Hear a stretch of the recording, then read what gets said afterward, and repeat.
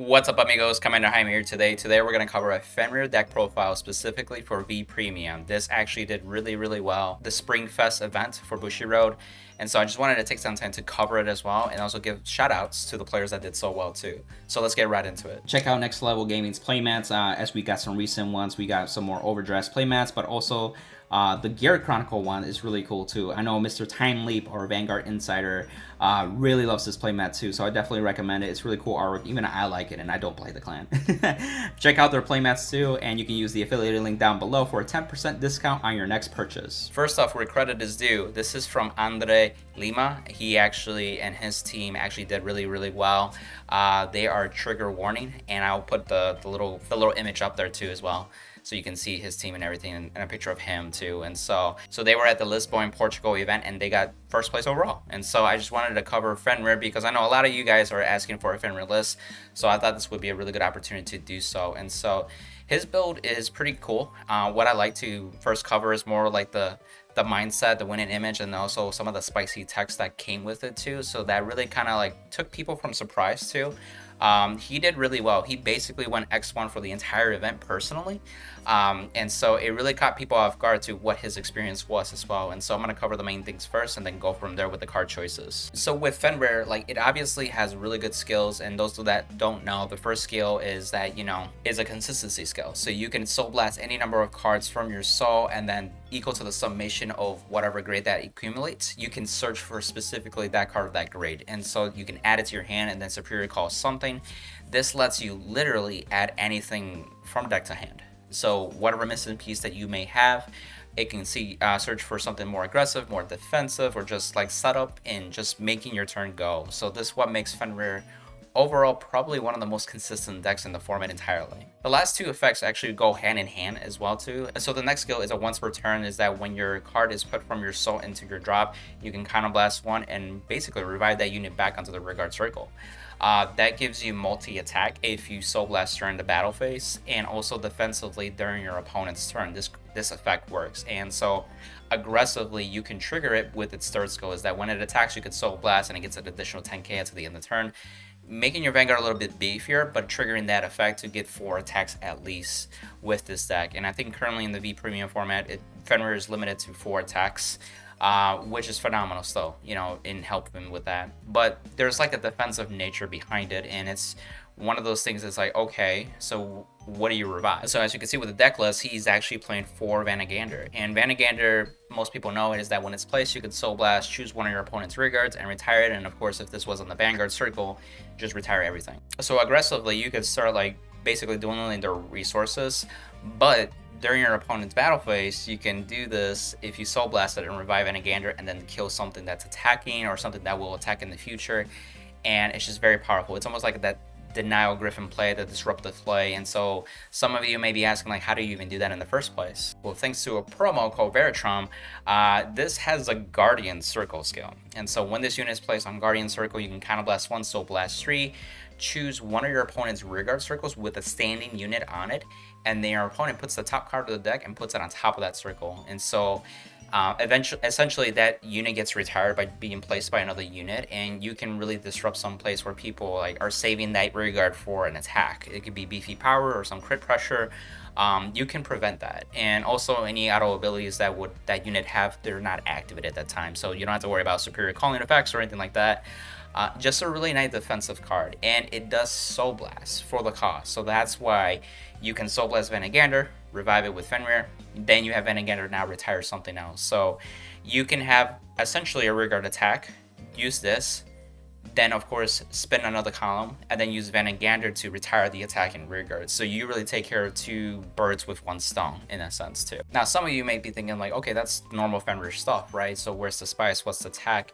And it's really the mindset of certain matchups too. One of the matches that he really mentioned was the Vanquisher matchup, and even the Jewel Knight matchup as well, is that you had to play a little bit defensively, and it really shuts their turn down outside of just the Veritrum play. And what do I mean by that is that the biggest thing to really start is Vanagander's other skill, is that at the end of the battle that this unit attacked Vanguard, it goes into Soul, and you check the top 3, you bottom deck 1, and then you top deck 1, and then you Soul Charge one of those cards. So this is the way to get Vanagander into Soul pretty easily if you do draw into it.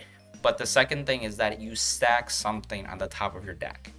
You can use that on your turn to potentially get triggers on your drive check, or you can leave it at the end of the turn just like that. So then when you do take a damage, now you get a trigger in that damage guarantee, putting Fenrir as a 23k base.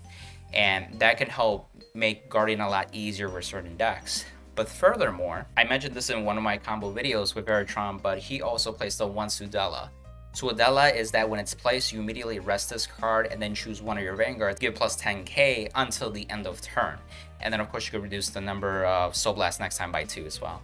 But the key is the 10k. So not only that your Vanguard got a trigger from the damage check, but now you're using Sudella, your Fenrir Vanguard is 33k base. So with clans like Vanquisher that go wide, Excel in general, then they have a harder time actually even hitting you in that place. And then the cards that are able to hit you, Veritron can take care of those standing units. And then if you have a second Veritron, then you can go with the Vanagander blade too. But it's just one of those things where it really stops that. And you know, it helps also defending a lot easier with some of the force decks too, in case you don't have like the Vanagander. So it's just another card that you can use. Another card to really add to the spice is Melissa. Now in Premium and V Premium, there's two different applications. So with V Premium specifically, during your turn, you can place this from hand, do the skill, Soul Blast 3, and your opponent literally grabs the cards on the top of the deck, chooses equivalent to the number of rear guards that they have on the field. So Excel expands a lot quickly. So you can see them having 7 rear guards, maybe 8 rear guards. So now you take 8 cards out of their deck and then replace those units on top of them too. And furthermore, their abilities don't even trigger if they had auto ones too as well. So it's just really cool. And it really hurts them because Excel clans tend to draw a lot if they can using the Excel generation. And they also like to build their field as much as they can, but you are going through your deck to a decent speed. And so if you're ripping like 8 cards out of their deck or 7 cards, like that can mean deck out or close to deck out. And he had mentions where he faced a Vanquisher player where they couldn't even do the full Bronto turn because they couldn't afford to do additional drive checks. And then if you're able to tie it with like a defensive card like Sudella, the other rear guards can't even attack, and it's like you can only attack maybe once to get drive checks and hopefully get drive checks to have something be able to hit. So it's just like those moments that you think like big brain or like really long term ahead to help you seal that victory. And the thing is, like with V Premium and most stacks in just general, once they get to like a low deck size, they can't just replenish it. It's only a matter of time until they deck out, and then you have cards that also return to the deck as well, in the form of Valencia. So Valencia is a card that during your main phase, when this unit is still blasted, you can bind this card and then choose 2 cards from your drop zone, bottom deck 1 and put 1 into the soul. So you're still able to replenish your deck to an extent. But also this unit helps put certain key cards that are in the drop zone back into the soul. Maybe you can use a Vanagander again, or if you had a guard with a Sudella, now you could put it back into the soul kind of thing. And so other cards that come really to mind. And to further like emphasize with Melissa, there is a play in Premium with the Gold Gaion. I'll mention the card. It's a Catter Sanctuary card though. And essentially you do the same Veritron play and use Fenrir to revive the Lion. The Lion can then Superior Call a grade 1 from your hand to the rear guard circle. So then you can actually do Melissa during your opponent's turn, and it just really it's another way of disruption the whole board, especially if they're an Excel clan. So it's just very nasty play. But again, that's only available from the overdress format, so that means V Premium doesn't really have access to those cards. So I just wanted to clarify that too. Kind of going into the rest of the deck list, I do notice that he does play 2 of the Yatagarasu, and Yatagarasu is really that finisher. So when you're able to Soul Blast 3 and Counter Blast 1, you could do the skill, and ideally you want the summation of the grades to be 7 or more of what you Soul Blasted to be able to, 1, get plus 10k to those rear guards that you choose, and then of course they stand as well. And even your Vanguard gets plus 10k too, so your front row gets power and you restand. So you can get 5 attacks, and as we can see, he's not playing the Regalia engine, so you will be at 5 attacks, but it's a good finisher still for even Fenrir because you are typically doing the 4 attacks. This helps you get to the 5th battle and sealing the deal, and also giving power too. He's playing a good amount of different grades. He's playing certain grade 2s that help with different situations. So for example, he is playing 3 Ulysses and 3 Gleipnir. Ulysses is a card that is free, so it helps you build up the soul, essentially soul charge 2, give you back advantage. And it's, you know, if you get counterblast denial or you don't have enough counterblast for the whole play, this is something that you can still use.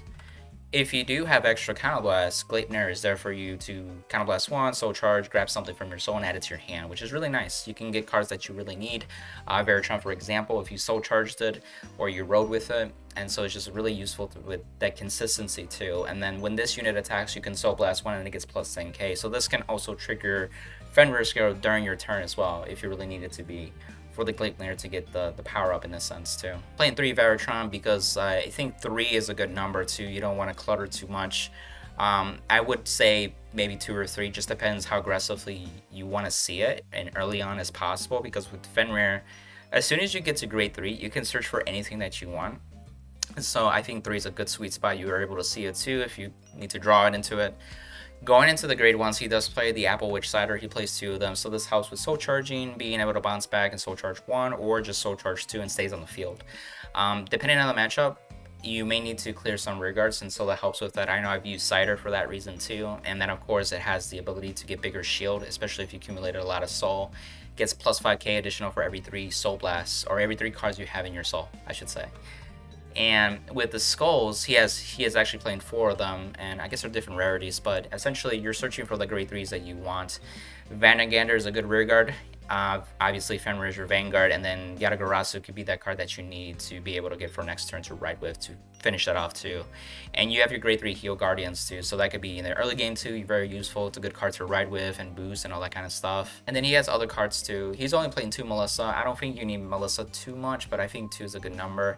Arctic, it just helps again with stacking triggers. So if maybe you didn't get that trigger that you got from Vanagander, then Arctic can kind of help with that too. It also gives your Vanguard power too when it attacks, so it makes Fenrir a little more threatening too as well. Obviously the 1 Sudella, and then the triggers, it's pretty standard. 4 heals, 4 draw PGs, and the rest crits. And just a very solid build with a solid mindset, in my opinion. Again, this really caught off some people for, you know, they weren't sure what to expect with Fenrir. They kind of knew Veritron, but they didn't know to the extent of what it can do to a person's turn. An example he gave me, he faced an Ange player, Bermuda Triangle, and I believe that that unit or some units needed like a certain number of normal units on the board, I think 4. And what had happened, he did Veritron and did some of the combos where it retired another card, and essentially the card that Veritron called over was a trigger unit, so it reduced the number of rear guards to essentially only 3, being short by 1, and so it really affected their turn.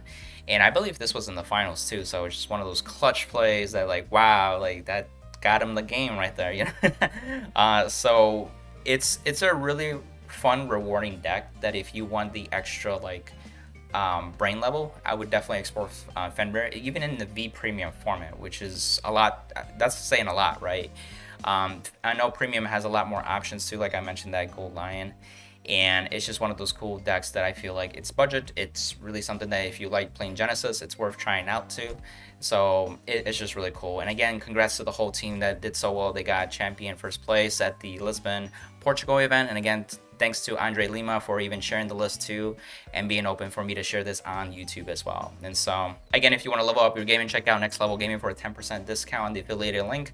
Also, if you want to get your cards for the next set coming out, there's 50 card shop. Use the code Jaime for a 5% discount. And then also, if you're going to support through TCG Player, use the affiliated link as well. It helps the channel out. And again, if you find this of value for any card fighters like yourself, feel free to share the video, comment down below. I'd love to hear your thoughts too. And again, subscribe if you haven't, and hit that bell for instant notifications for more future content. Until the next time, amigos. Bye.